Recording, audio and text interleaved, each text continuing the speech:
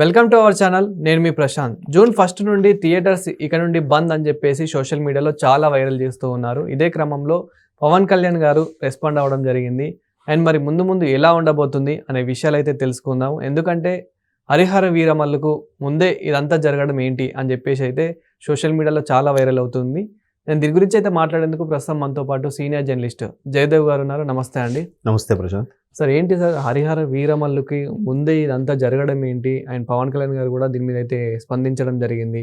అసలు ఇండస్ట్రీలో ఇదంతా కావాలని ఎవరైనా చేయిస్తూ ఉన్నారా, లేకపోతే నిజంగానే ప్రాబ్లమ్స్ ఉన్నాయా? అసలు ఏం జరుగుతుంది?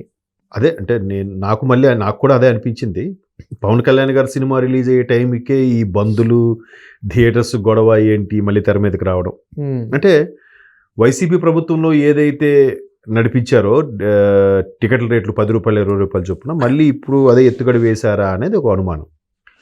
అయితే ఈ ఎగ్జిబిటర్స్ ఏదైతే ఉన్నారో వీళ్ళు ఇట్లా కమిషన్ బేస్డ్ పెడితే బాగుంటుంది, పర్సంటేజ్ బేస్డ్, మేము బాగుంటాము, డిస్ట్రిబ్యూటర్స్ బాగుంటారు, థియేటర్ యాజమాన్యాలు కూడా బాగానే ఉంటాయి అనే కాన్సెప్ట్ వీళ్ళు నిర్ణయించుకున్నారు. అయితే బంద్కు పిలుపునిచ్చారు. బంద్కు పిలుపునిస్తే ఎవరిని అడిగి బంద్కు పిలుపునిచ్చారు? ఒక సమాఖ్య, ఒక డెసిషన్, ఒక లేఖ రిలీజ్ చేయడం, ఒక పత్రికా ప్రకటన ఏవో ఉంటాయి కదా. అవేవి లేకుండా ఇలా ప్రకటించడం ఏంటి, మరలా విత్డ్రా అయిపోవడం ఏంటి? ఇదంతా పెద్ద హైడ్రామా లాగా ఉంది. ఏంటి అంటే చీకట్లో బాణం వేశారు, తగిలితే తగిలింది లేకపోతే లేదని అనుకున్నారా, లేదా ప్రభుత్వాన్ని ఇరకాటంలో పెట్టాలనుకున్నారా అనేది ఇప్పుడు బిగ్గెస్ట్ క్వశ్చన్. ఎందుకంటే ప్రభుత్వం అనేది ఈ ప్రభుత్వం వచ్చాక, కూటమి ప్రభుత్వం వచ్చాక ఆంధ్రప్రదేశ్లో తెలుగు ఇండస్ట్రీగానే ఉంది. ఇంకా తెలంగాణ ఆంధ్ర విడిపోయినప్పటికీ తెలుగు ఇండస్ట్రీగా ఉంది కాబట్టి గత ప్రభుత్వంలో ఏదైతే 10 రూపాయలు 20 రూపాయలు చేశారో, లేదంటే థియేటర్ అది సినిమా రిలీజ్ టైంలో టికెట్లు పెంచుకోవచ్చు అనే ఆప్షన్ ఏదైతే ఉందో దాన్ని కూటమి ప్రభుత్వం కొనసాగించింది. సరే మీరు పెంచుకోండి, మీకు కూడా లాభాలు కావాలి కాబట్టి అన్నట్టుగా. వైసీపీ ప్రభుత్వంలాగా చెప్పి పెట్టలే. సో అంత ఫేవర్గా ఉన్నప్పటికి కూడా మీకు కనీసం కృతజ్ఞత లేదు, ప్రభుత్వం అంటే భయం లేదు మీకు అనే సందర్భం వచ్చేలాగా ఉప ముఖ్యమంత్రి పవన్ కళ్యాణ్ గారు ఒక స్టేట్మెంట్ ఇచ్చారు. సో ఇప్పుడు అదే జనసేనకు చెందిన కందులు దుర్గేష్ గారే సినిమాటోగ్రఫీ మంత్రిగా ఉన్నారు. ఆయన కూడా ఇవ్వలేమన్నారు.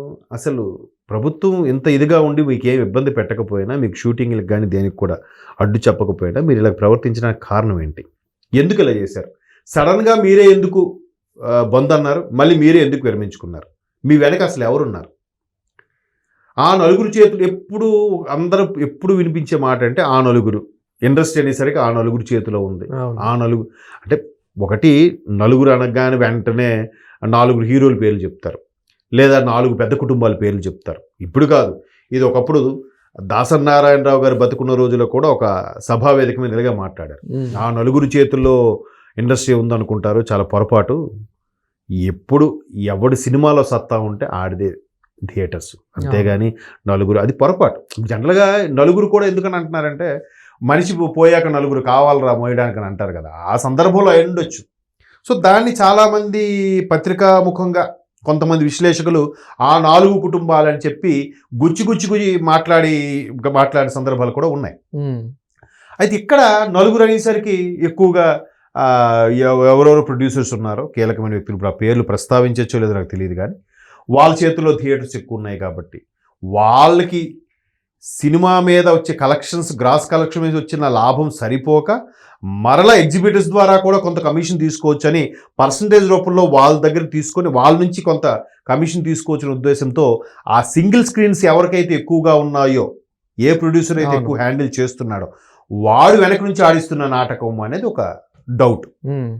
అయితే ఇవాళ రాష్ట్ర మంత్రి కందులు దుర్గేష్ గారు హోంశాఖ కార్యదర్శిని, హోంశాఖ సెక్రటరీని కలిసి అసలు దీని మీద మీరు కూపీ లాగండి, ఒక హోంశాఖగా ఎందుకు ఎవరు వెనక ఉన్నారు ఇన్వెస్టిగేట్ చేయించండి, వీళ్ళ ఇష్టమైన థియేటర్లు బందా మళ్ళీ కాదా.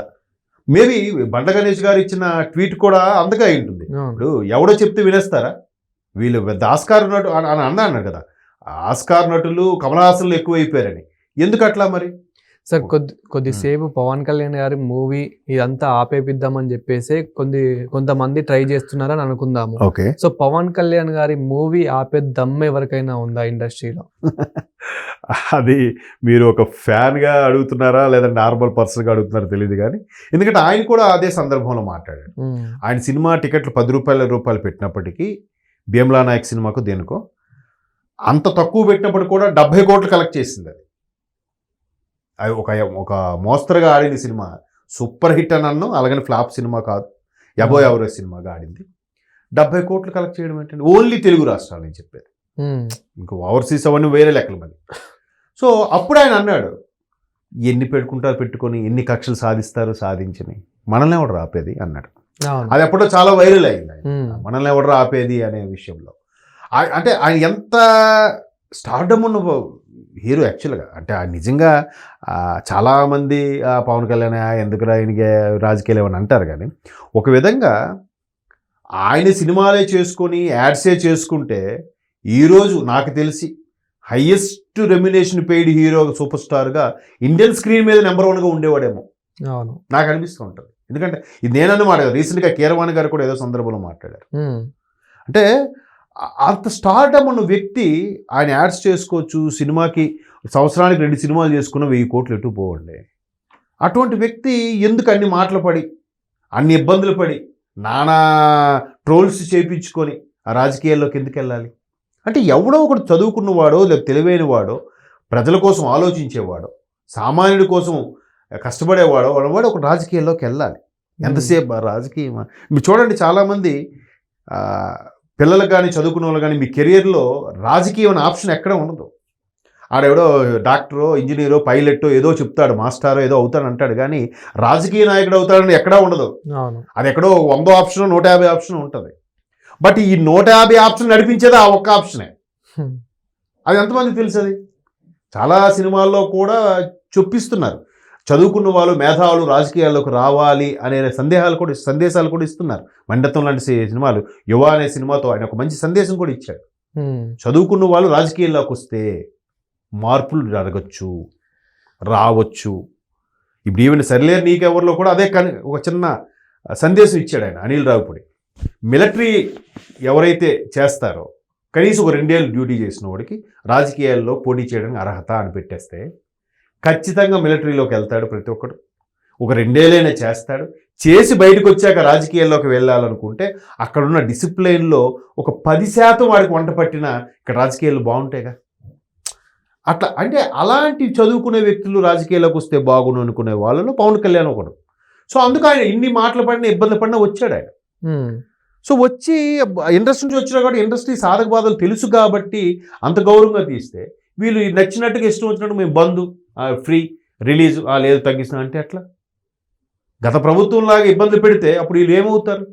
ఎన్ని లక్షల మంది కార్మికులు, సినిమా కార్మికులు 24 క్రాఫ్ట్స్ సంబంధించిన అందరూ ఇబ్బంది పడతారుగా. అదే కాదు, దాని మీద ఆధారపడే కొన్ని ఛానళ్ళు, FM రేడియో నుంచి అన్ని చాలా వరకు మరి పాటలు ఎలా వస్తాయి? సినిమాలో తీయకపోతే పాత పాటలు వేసుకోవాలి ఇంకా ఆడన్నీ, అంతే కదా. థియేటర్స్, ఆ సైకిల్ స్టాండ్ వాడు, సమోసా వాడు, డిస్ట్రిబ్యూటరు, ఎగ్జిబ్యూటరు, తర్వాత ఛానల్స్, పోస్టర్స్, వ్లాగర్లు, అంతేనా? రివ్యూస్ రాస్తాడా? రివ్యూ కూడా ఎలా బతుకుతాడు సినిమాలు తీయకపోతే? ఎవరి నుంచి బతకాలి? సో అలాంటి ఇండస్ట్రీని కాపాడుకోవాలి కాబట్టి చూడాలి మరి. అంటే సడన్గా ఒక్కసారిగా బంద్, మళ్ళీ నేను ఫ్రీ లేదు అదేం లేదు అన్నారంటే ఎవడో దీని వెనక పెద్ద నాయకుడే ఉన్నాడు, ఉండుండొచ్చు అని కందుల దుర్గేష్ గారు హోంశాఖ సెక్రటరీని కలిశారట, లేఖ కూడా రాసి ఇచ్చారు. ఇప్పుడు ఇన్వెస్టిగేట్ జరుగుతుంది. ఎవడు నిజంగా పెద్ద పార్టీ వాడు ఎవడైనా తెర వెనుక నడిపిస్తున్నాడా, లేదా పవన్ కళ్యాణ్ అంటే గిట్టని వాడు ఇలా ఇవ్వడం చేస్తున్నాడా, లేదా ఇండస్ట్రీని ప్రభుత్వానికి దూరం చేద్దామనే ఉద్దేశంతో ఎవడైనా గేమ్ ఆడుతున్నాడా అనేది బయటికి లాగే ప్రయత్నం చేస్తున్నారు. చూద్దాం మరి ఇందులో ఎటువంటి తిమింగలం బయటపడుతుందో తెలియదు. Thank you sir. Thank you.